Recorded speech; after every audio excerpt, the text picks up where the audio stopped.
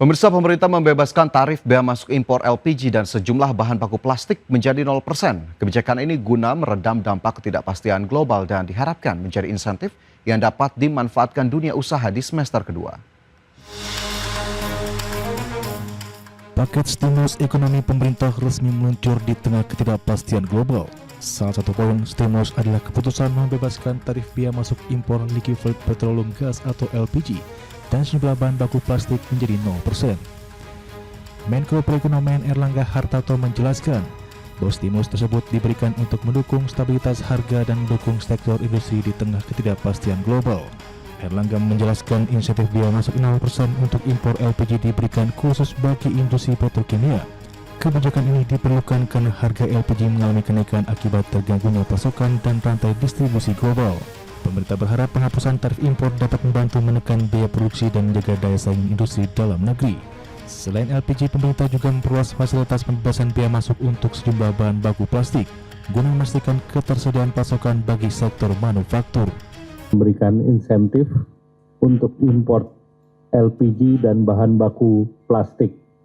Nah, pemerintah menetapkan bea masuk 0% untuk impor LPG bagi industri petrokimia. Dengan ini diharapkan bisa meningkatkan nilai manfaat bagi sektor ekonomi sebesar 2,25 triliun berupa pengurangan kos bagi industri terkait dan efek multiplier efek atau efek pengganda yang bisa didorong.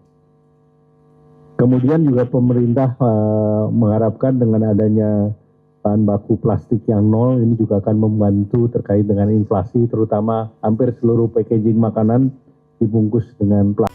Pemerintah memperkirakan kebijakan ini memberikan manfaat ekonomi hingga 2,25 triliun rupiah melalui penurunan biaya bagi industri terkait dan efek pengganda terhadap aktivitas ekonomi. Selain itu, pembebasan tarif bahan baku plastik diharapkan turut membantu mengendalikan inflasi, mengingat plastik masih menjadi komponen utama kemasan berbagai produk pangan. Dari Jakarta, Raharjo Patmo, Tim Liputan IDXN. Dan untuk membahas topik kita hari ini mengenai jaga daya saing impor LPG dan bahan baku plastik jadi 0%.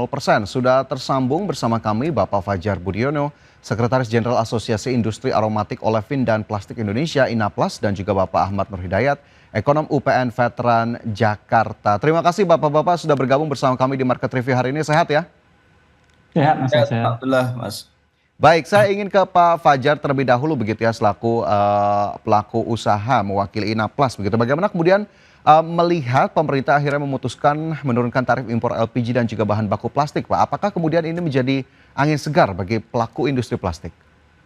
Ya, terutama untuk yang bahan baku LPG ya, jadi 0% ini menjadi suatu angin segar bagi kita, bahwa dengan adanya tarif 0% bagi LPG ini memberikan kita alternatif suplai bahan baku selain nafta, sehingga pada saat ini kan kita belum menggunakan LPG sebagai alternatif bahan baku karena terkendala dengan biaya masuk tadi, sehingga kalau kita memproduksi LPG untuk substitusi 30-50% itu tidak ekonomis karena ada tarif yang ditetapkan. Nah, dengan adanya tarif 0% ini kita bisa mempunyai alternatif pasokan bahan baku lagi, sehingga ketersediaan atau volume untuk suplai di lokal domestik terutama untuk biji plastik itu menjadi lebih aman dan pilihannya menjadi banyak.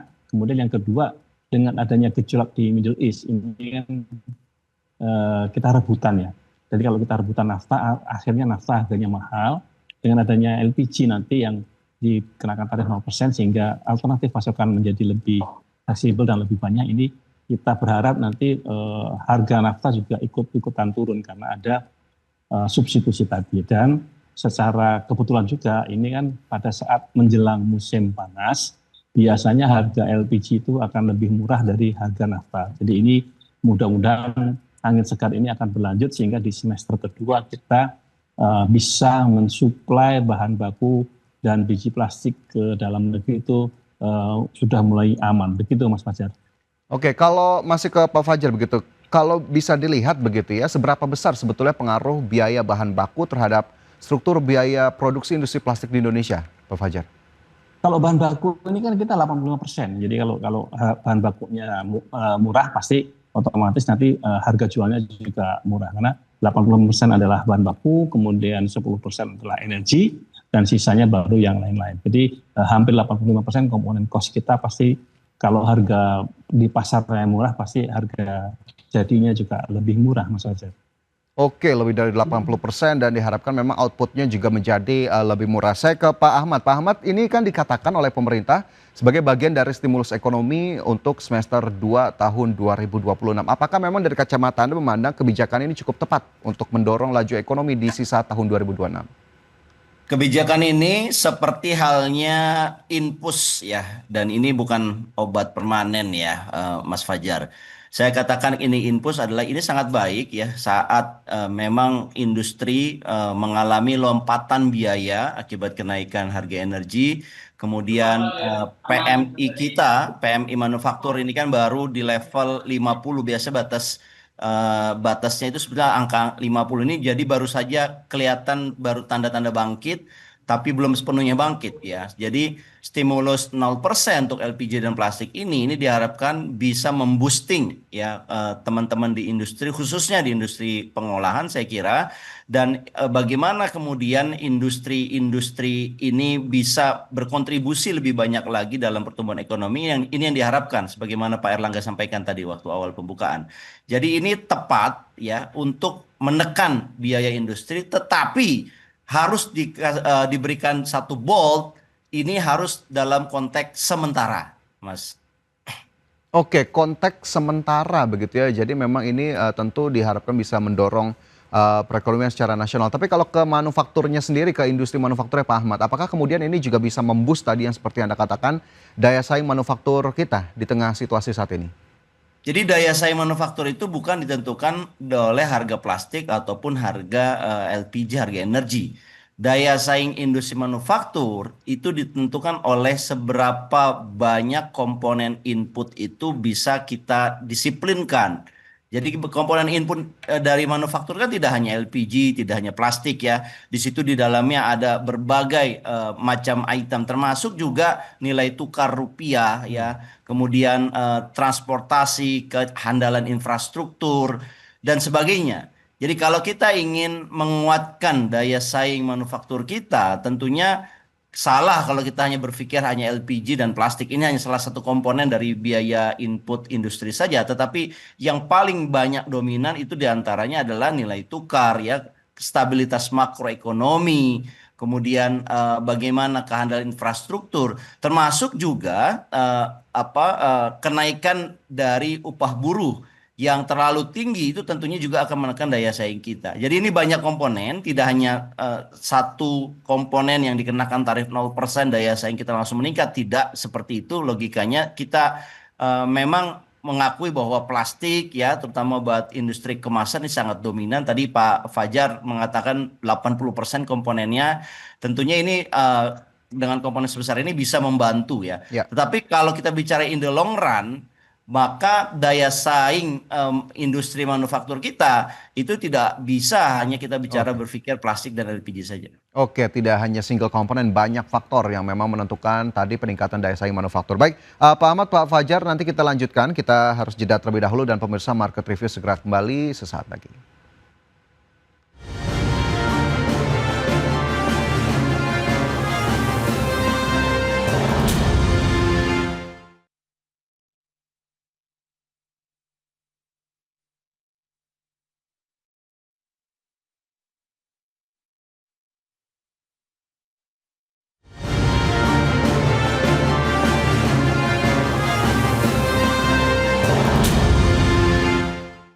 Kembali bersama kami di Market Review, pemirsa. Sebelum kita lanjutkan diskusi kita hari ini, saya ingin mengajak Anda untuk melihat infografis terkait bahasan kita di hari ini. Bagaimana kemudian data-data yang bisa dilihat, kita coba tampilkan bersama pemirsa. Di mana ini terkait dengan insentif impor LPG dan bahan baku plastik semester 2 2026, bea masuk 0% impor LPG bagi industri petrokimia. Nilai manfaat 2,25 triliun versus kehilangan pendapatan negara 360 miliar rupiah per tahun. Bea masuk 0% atas bahan baku plastik dan penurunan bea masuk impor suku cadang pesawat anggaran 500 miliar rupiah harga tiket kapal PT Pelni. Dan jika kita lihat ke grafis berikutnya, ini juga menjadi faktor yang cukup menjadi komponen yang memang mempengaruhi dinamika industri manufaktur, diantaranya pergerakan nilai tukar rupiah. Dari kurs JISDOR BI, pemirsa kita coba lihat bersama dari tanggal 10 hingga 24 Juni 2026, rupiah masih bergerak di level 17.900-an, bahkan menyentuh 18 ribuan begitu ya. Secara intraday kita lihat di 10 Juni 17.900, masih belum begitu jauh pergerakannya, sempat menguat di 17.719 pada 15 Juni, kemudian masih bergerak melemah begitu ya terhadap dolar Amerika Serikat ke 17.800, bahkan kembali ke level 17.955 pada 24 Juni 2026.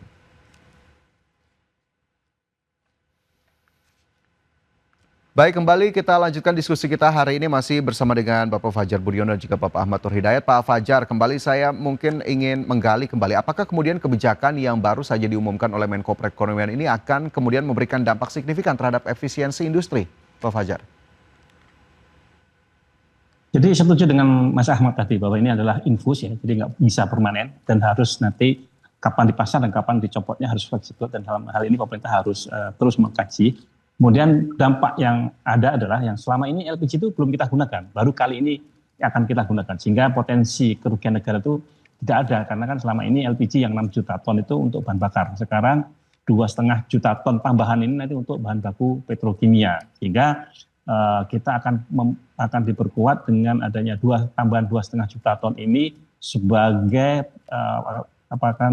pasokan baru, keamanan pasokan lokal, sehingga kita nanti dari sisi harga juga otomatis pasar akan turun, karena kan selama ini kita masih rebutan dengan adanya Selat Hormuz ditutup, mau nggak mau kita cari sumber lain, dan ini harus ada tambahan surcharge. Surcharge-nya itu bisa sampai $150 per metric ton karena rebutan. Nah, dengan adanya LPG ini nanti kita berharap surcharge ini bisa turun, dan dengar-dengar ini sudah mulai mendekati di angka-angka 60-50. Nah, ini dengan adanya LPG nanti surcharge ini akan mudah-mudahan akan hilang, sehingga kita agak akan kembali menuju normal sebelum terjadinya perang, begitu Mas Fajar. Baik, tentu itu menjadi catatan tersendiri. Tapi kalau kita lihat situasi terkini Pak Fajar, apa saja sebetulnya tantangan yang selama ini dihadapi industri plastik terkait ketersediaan dan juga harga bahan baku, sehingga ya relaksasi impor ini dinilai perlu dilakukan? Jadi kemarin pada saat krisis kemarin memang kita sempat banyak yang menyatakan force majeure, tidak hanya di Indonesia saja, sehingga pemerintah concern terhadap plastik ini sebagai supporting produk yang lain, dan kemudian direlaksasi. Nah, tapi kondisi sekarang sebenarnya sudah mulai agak berubah, karena beberapa negara sudah mencabut kondisi force majeure tadi, dan artinya pasokan sudah mulai normal kembali secara volume. Tetapi ini nanti harus diseleksi juga, 0%-nya untuk bahan baku plastik itu harus benar-benar yang dibutuhkan dan belum diproduksi di dalam negeri. Nah, ini juga nanti harus diatur secara baik, karena ini nanti kalau tidak diatur akan terjadi banjir barang jadi plastik masuk ke Indonesia, sehingga investor juga akan tidak berminat masuk ke sini. Di mana pertumbuhan ekonomi yang paling besar sekarang adalah kita mengharapkan datangnya investasi. Jadi kalau kita mau ke 8%, harus investasi didorong. Nah, kalau investor tidak berminat terhadap industri ini, ya akan 8% akan susah. Di mana sebenarnya kita tuh baru 50% pemenuhan industri terhadap bahan baku plastik dalam negeri, sehingga masih berpotensi lagi 50% lagi untuk investasi pabrik-pabrik baru. Dan ini sudah kita mulai juga, mungkin di tahun-tahun 2029 besok sudah ada yang bisa startup, karena ini sudah mulai groundbreaking. Ini makanya momentum ini jangan sampai nanti hilang gara-gara pemerintah kurang fleksibel kapan masang infus, kapan nyopot infusnya, begitu Mas Fajar. Oke, fleksibilitas begitu ya ternyata menjadi kunci juga begitu ya untuk kemudian menjadi dorongan bagi pelaku industri. Saya ke Pak Ahmad. Pak Ahmad, kalau kita lihat di tengah upaya kita tentunya memperbaiki neraca perdagangan begitu dari waktu ke waktu, lantas bagaimana kemudian melihat kebijakan ini terhadap impor nasional? Apakah kemudian akan ada dampak cukup signifikan, dan bagaimana kemudian menggarisbawahi ketergantungan terhadap produk luar negeri, Pak Ahmad? Ya, kalau kita melihat ya membagi industri ada hulu dan hilir, maka sebetulnya pengenaan 0% untuk barang impor LPG dan plastik ini itu sebetulnya banyak membantu ke industri hilir. Tetapi sebetulnya mengorbankan ya industri hulu kita. Kenapa? Karena dengan kita melihat kecepatan pertumbuhan impor kita ini di sekitar di triwulan pertama 2026 sebutkanlah ini tumbuh untuk impornya 13%, sementara untuk ekspornya 5,04% year on year ya di triwulan pertama. Artinya kita melihat kemampuan impor kita jauh lebih cepat ya dibandingkan kita mengekspor. Dan ini melemahkan sebetulnya banyak, tidak hanya daya saing, termasuk juga adalah nilai tukar rupiah kita sebetulnya.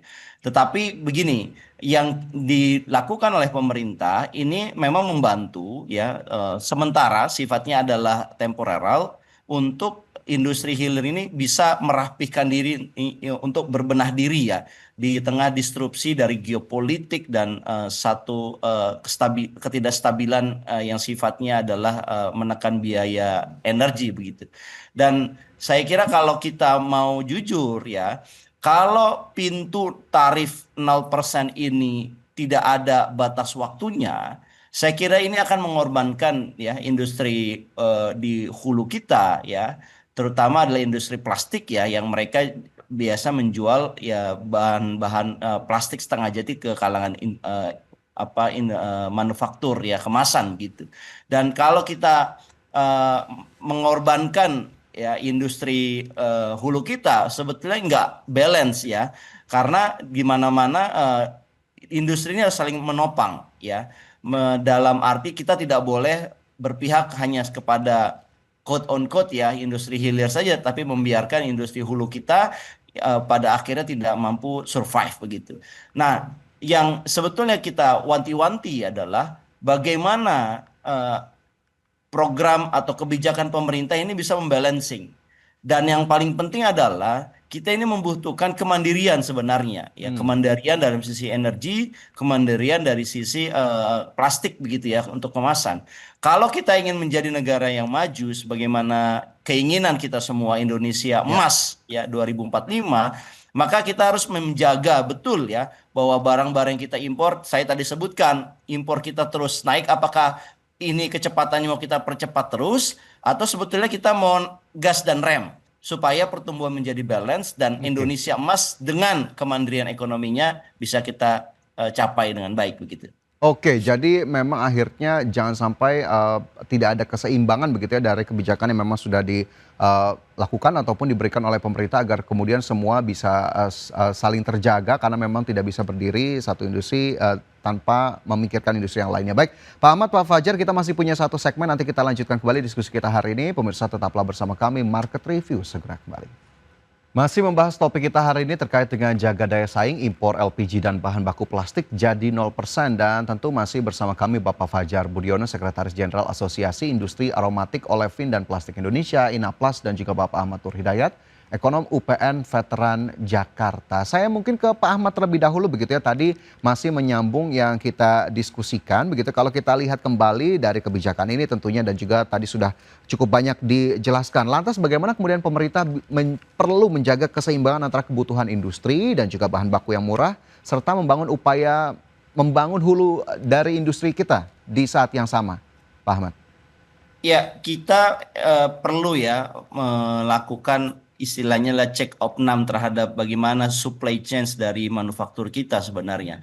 Kalau kita fokus kepada menjaga atau meningkatkan daya saing, maka kita harus punya satu kemampuan melihat biaya input dari industri kita itu heavy-nya kemana saja ya. Saya katakan tadi ini adalah langkah awal, ini adalah infus sementara ya saat tubuh kita sedang drop, tidak ekonomi kita tidak cukup baik begitu ya. Tetapi kita harus punya satu pemahaman bahwa biaya input kita ini tidak hanya sensitif terhadap biaya 0% untuk impor atau untuk LPG ataupun plastik, tetapi kita harus melihat ada nggak ekosistem makroekonomi yang perlu kita jaga? Seperti misalkan daya saing perbankan kita, ya. Apakah perbankan kita sudah memberikan suku bunga yang cukup rendah kepada teman-teman di sektor real, di sektor industri?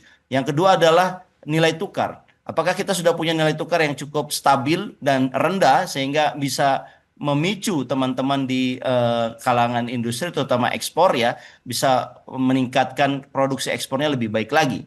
Yang kemudian saya kira adalah yang perlu kita perhatikan adalah kalau industri manufaktur kita ini ingin bertahan ya di tengah tadi Mas Fajar katakan ini kondisi geopolitik, ketegangan, perang mungkin saja terus terjadi terutama di daerah Middle East, maka kita harus punya antisipasi ya.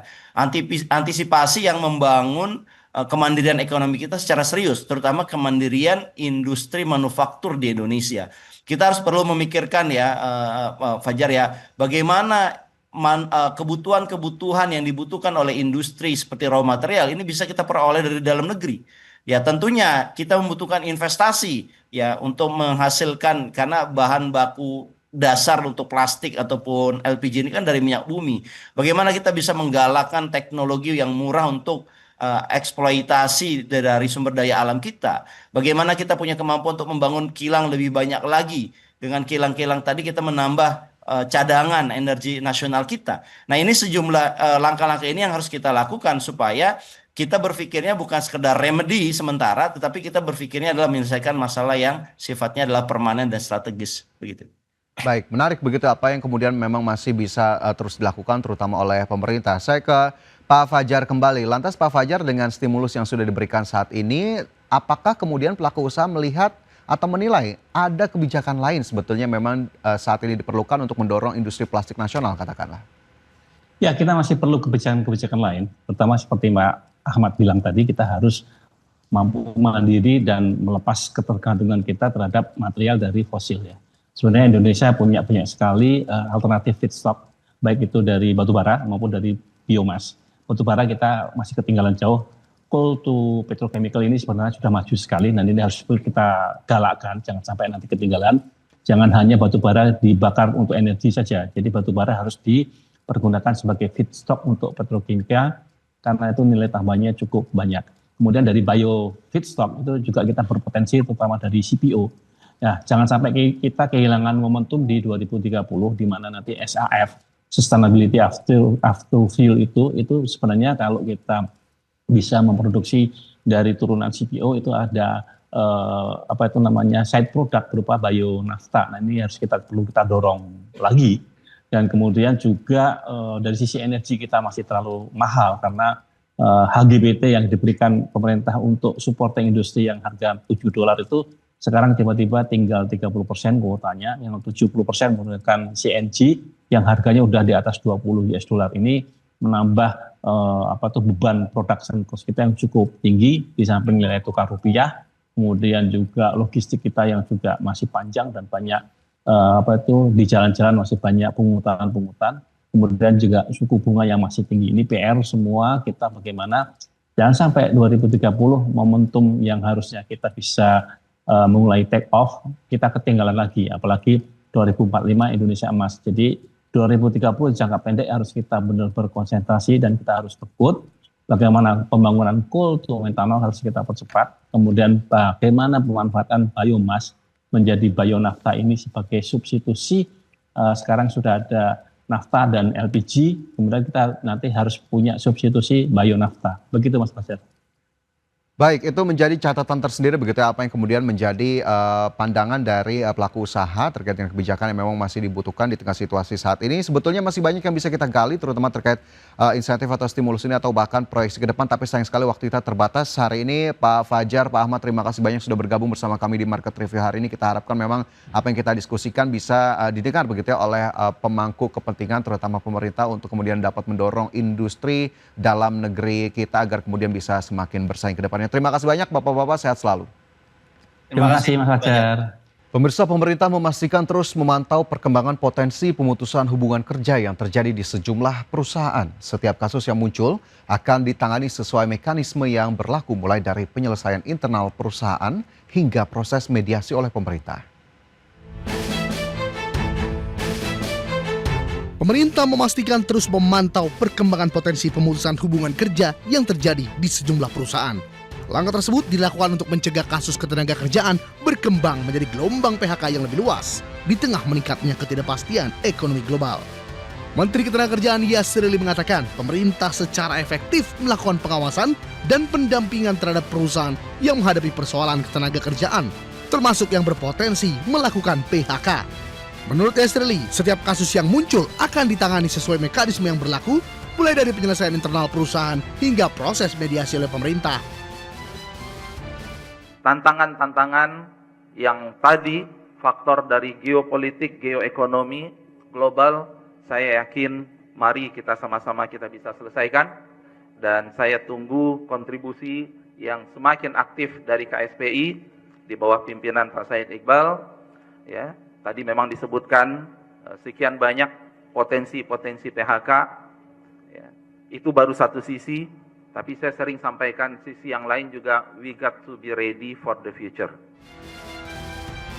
Yasir Ali mengungkapkan sebagai kasus yang berpotensi berujung pada PHK masih dalam penyelesaian. Beberapa di antaranya sudah ditandatangani mediator Kemenaker, serta sebagian lainnya masih menunggu hasil perundingan bipartit antara pekerja dan perusahaan. Dari Jakarta, Tim Liputan IDX Channel. Dan pemirsa, untuk membahas mengenai mitigasi ancaman PHK akibat dinamika geoekonomi global sudah tersambung melalui Zoom bersama Ibu Syarmila Yahya, Wakil Ketua Umum Bidang Pengembangan Potensi Kolaborasi dan Pendanaan Kadin Indonesia, dan juga Bapak Timbul Siregar, Sekretaris Jenderal Organisasi Pekerja Seluruh Indonesia. Terima kasih Bapak dan Ibu sudah bergabung di Market Review hari ini. Sehat ya Bapak Ibu sekalian. Salam sehat selalu Pak. Siap, terima kasih banyak. Kita awali diskusi ini, mungkin saya ke Bu Syarmila terlebih dahulu. Bu Syarmila, bagaimana kemudian dinamika perekonomian global sejak awal tahun ini telah berdampak pada peningkatan biaya operasional di dunia usaha, khususnya sektor manufaktur? Ya, terima kasih IDX Channel ya sudah mengundang kami pada hari ini.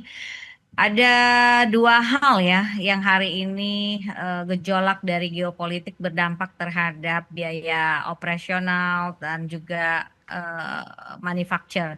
Yang pertama itu adalah meroketnya biaya logistik dan bahan baku karena saat ini ada gangguan ya rute pelayaran global, tarif kontainer jadi naik ya, karena komponen-komponen bahan impornya membengkak.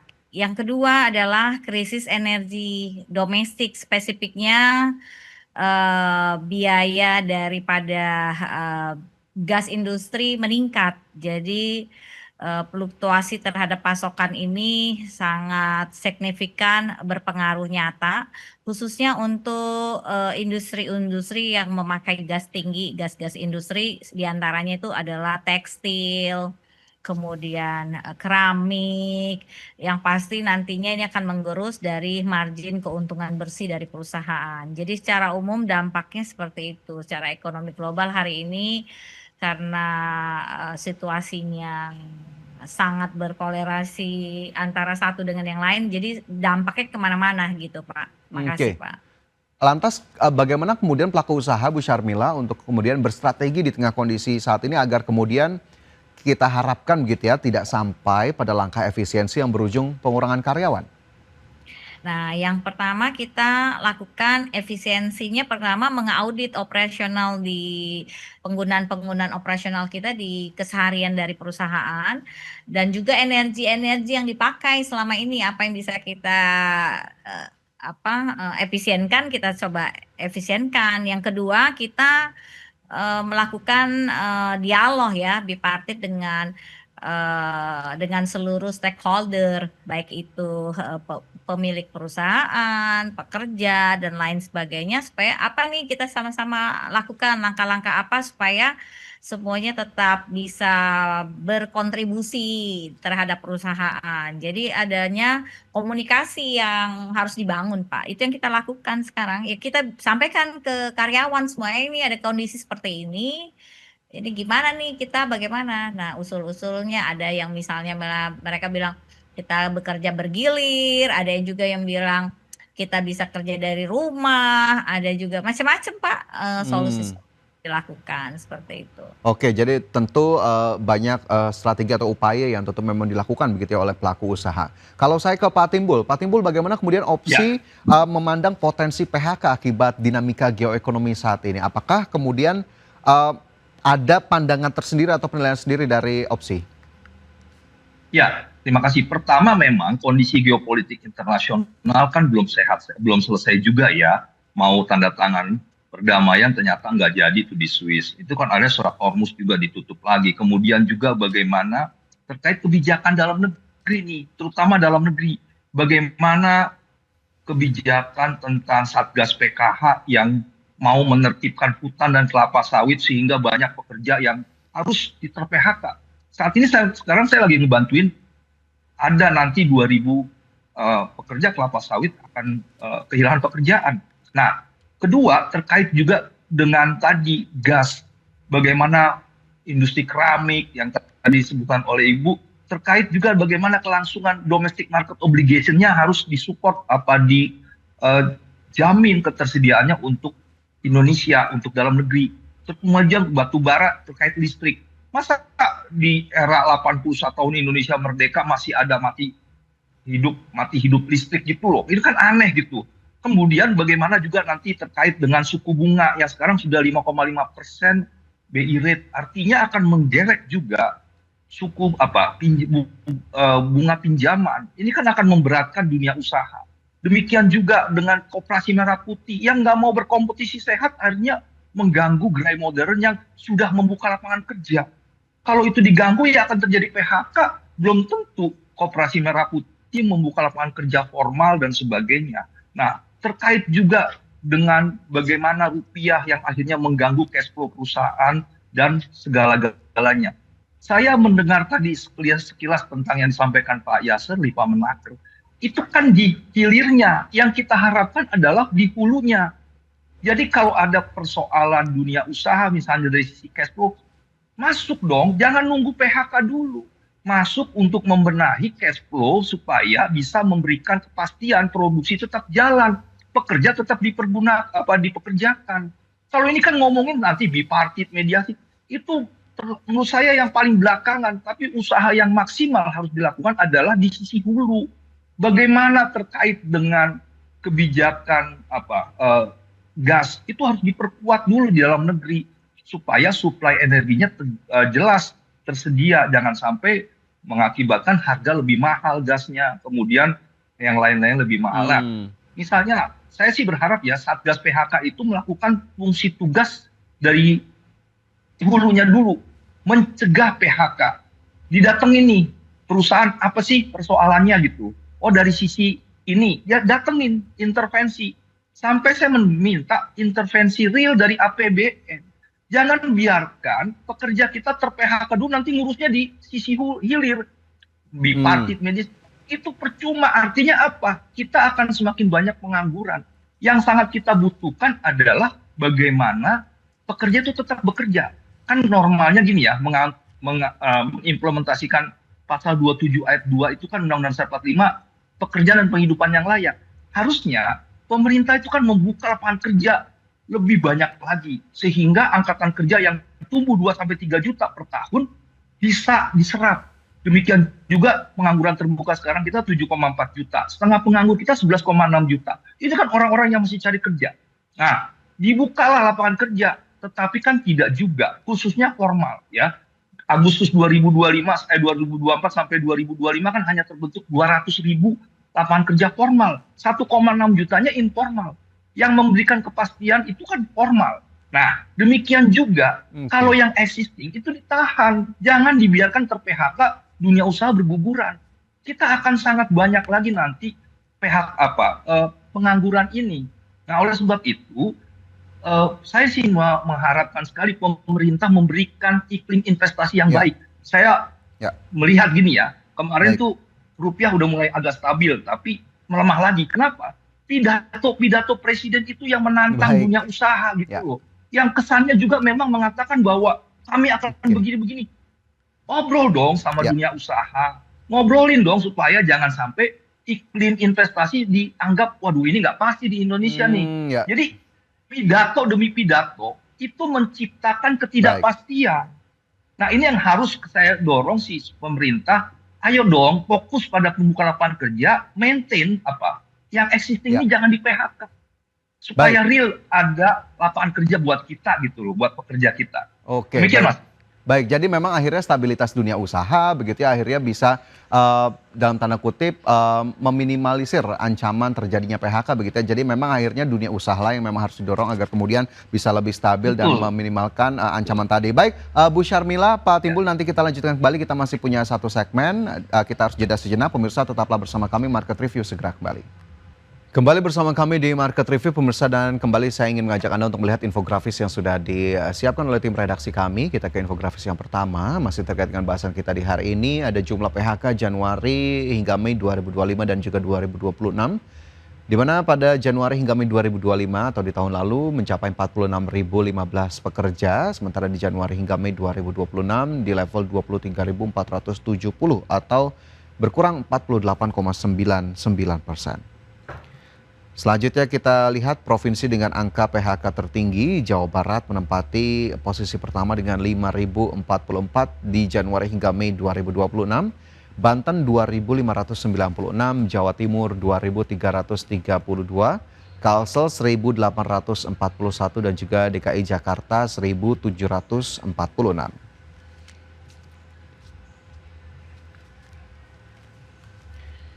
Baik, kembali kita lanjutkan diskusi kita di hari ini. Saya ingin kembali ke Bu Syarmila. Lantas Bu Syarmila, di tengah kondisi saat ini tadi Ibu sudah menjelaskan bagaimana kemudian strategi dari pelaku usaha. Tapi kalau dari sisi kebijakan atau dukungan pemerintah katakanlah, apa yang kemudian memang dibutuhkan dunia usaha saat ini agar kemudian bisa mendorong stabilitas dan tadi meminimalkan opsi PHK?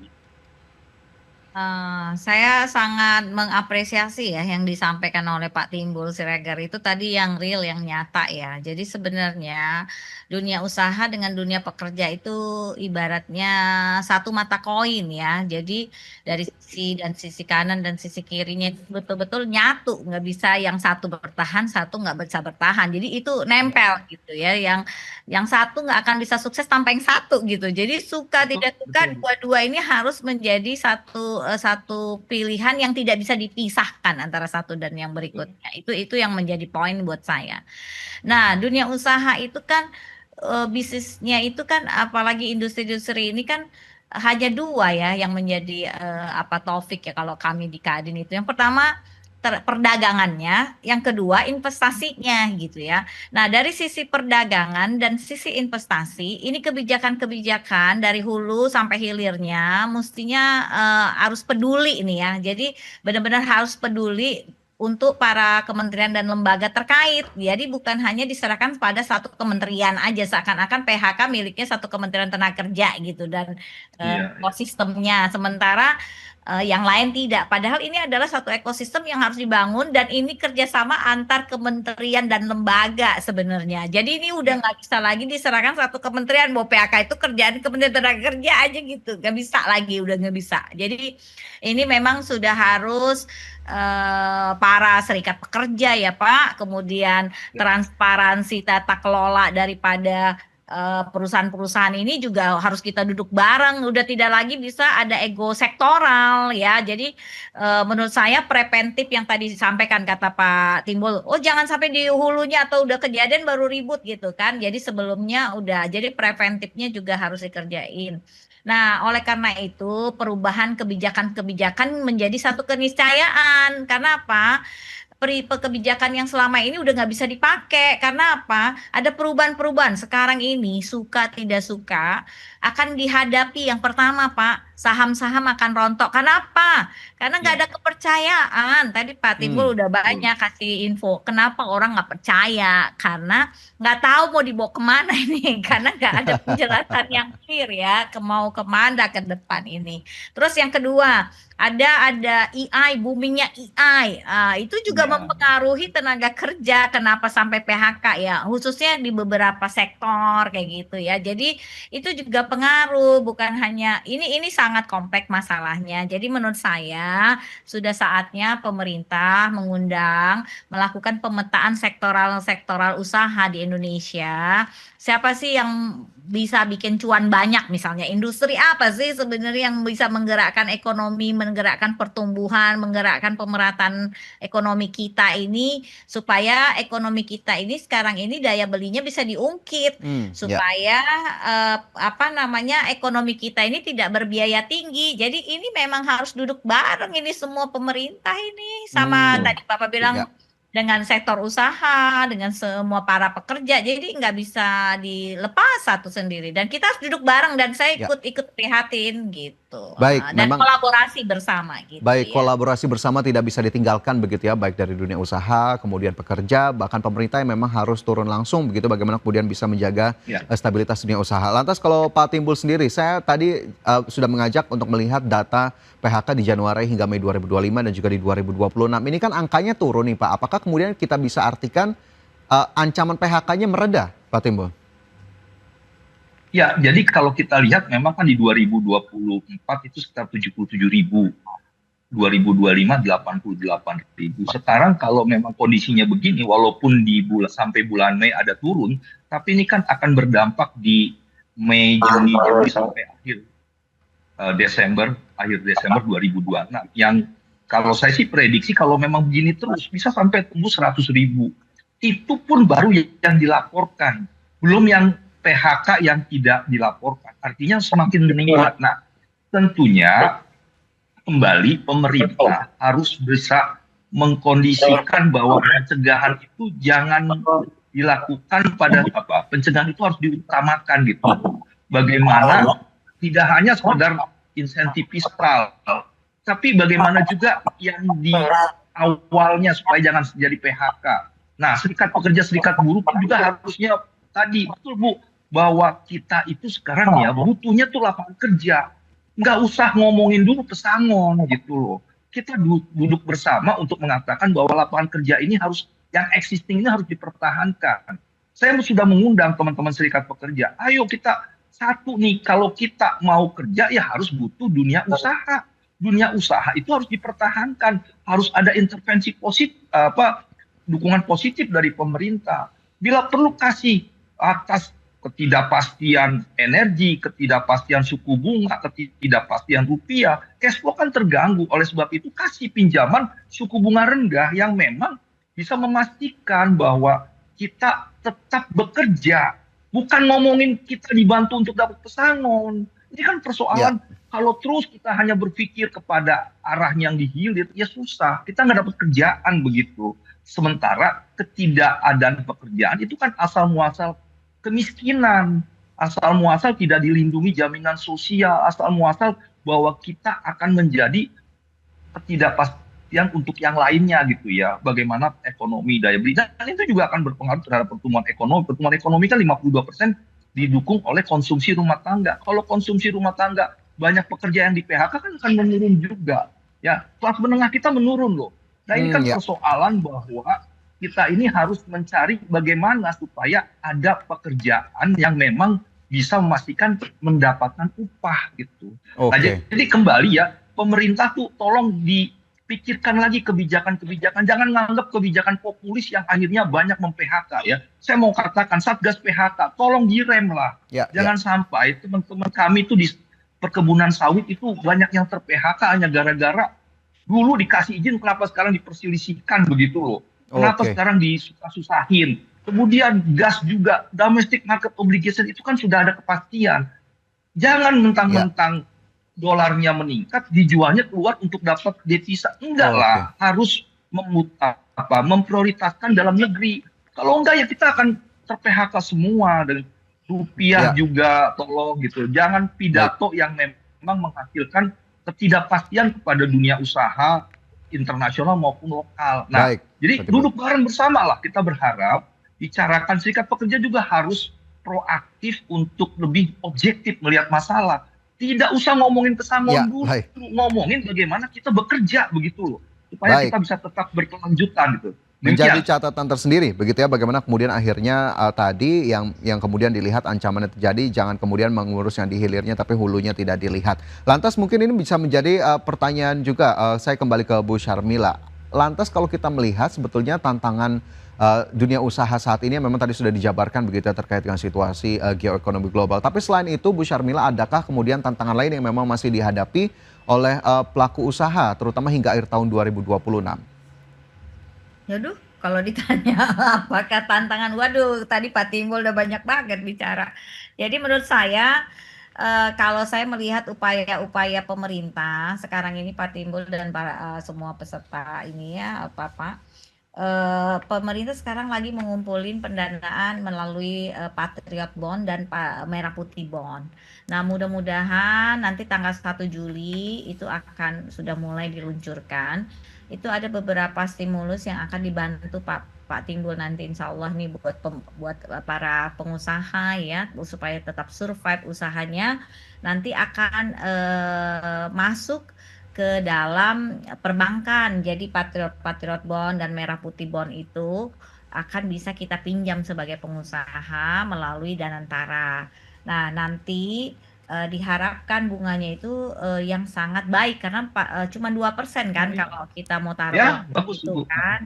Jadi nanti kan pengusahanya juga akan mendapatkan bunga. Nah, ini akan berlaku di tanggal 1 Juli.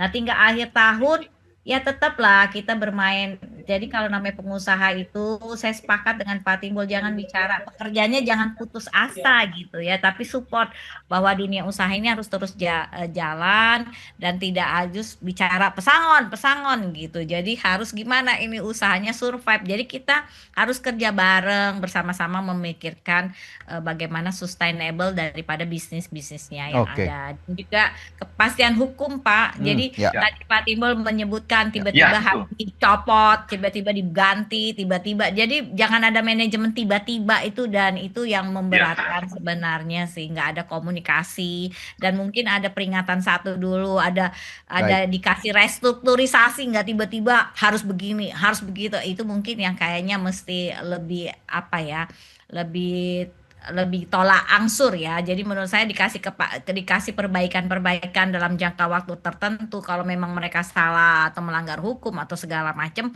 ya mereka dikasih waktu untuk perbaikan sehingga tidak lagi langsung mendapat vonis sekian. Nah, itu yang membuat jera dan takut jadinya buat pengusaha sekarang ini. Baik, gitu, itu Pak. yang menjadi perhatian dari dunia usaha. Mungkin ini menjadi pertanyaan terakhir saya, mungkin ditutup dari Pak Timbul begitu. Pak Timbul, lantas bagaimana kemudian melihat landscape dunia tenaga kerjaan Indonesia di tengah situasi saat ini? Apa yang kemudian menjadi poin krusial untuk menjadi perhatian semua pihak? Ya, jadi memang kita harus bersama-sama bagaimana menyelamatkan Indonesia untuk bisa memberikan lapangan kerja, pekerjaan dan penghidupan yang layak. Itu kata Undang-Undang Dasar 45. Nah, tentunya bisa kita coba antisipasi dari sisi substansi hukum. Sebentar lagi kita akan membuat katanya putusan MK 168 Undang-Undang Ketenagakerjaan baru. Ayo ngobrol, duduk bersama. Jangan pemerintah ataupun serikat pekerja mau seenaknya sendiri, pengusaha mau seenaknya. Ayo duduk bersama supaya dari sisi substansi hukum bisa membuat para investor datang. Nah, demikian juga dari struktur hukumnya. Kita ayo intervensi secara positif. Kalau tadi disebutkan ada Merah Putih Bond, ada Patriot Bond, kasihlah bunga yang memang untuk mendukung cash flow perusahaan supaya jangan kolaps dan sebagainya. Dan tinjau kebijakan-kebijakan tersebut yang memang dengan hanya sekedar bahwa kita dianggap semuanya akan ikut dan semuanya akan mencitrakan Indonesia investasinya baik. Enggak, pasti ada penilaian yang memang juga harus kita ketahui. Apa sih maunya dunia usaha gitu loh, supaya bisa masuk lagi banyak pekerjaan di Indonesia seperti itu. Nah, kembali jangan biasakan dengan kebijakan sepihak-sepihak, apalagi pidato. Tolonglah Pak Presiden, pidato itu ditulis aja, bacakan, jangan sampai spontanitas yang akhirnya menciptakan dunia usaha bingung. Ini sebenarnya mau ke arah mana sih Republik Indonesia ini kan gitu. Karena biar bagaimanapun juga utamanya kita butuh lapangan kerja yang bisa menyediakan siapa? Investasi, investor itu. Government spending itu nggak terlalu banyak lah. Dan juga itu kan terkait nanti dengan dunia usaha, itu pajak. Kalau dunia usahanya sedikit, pajaknya sedikit, terus gimana kita mau membangun Indonesia seperti itu? Demikian, Mas.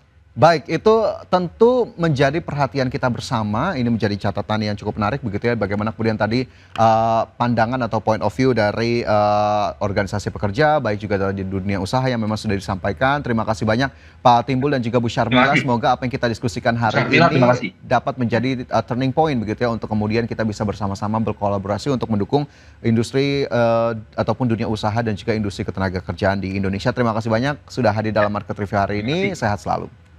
Sehat selalu. Sehat selalu. Terima Dan kasih. pemirsa, 1 jam sudah saya menemani Anda dalam program Market Review. Pastikan untuk ikuti terus beragam informasi pilihan hanya di IDX Channel TV Bisnis nomor 1 di Indonesia. Saya Fajar Wayong, terima kasih. Sampai jumpa.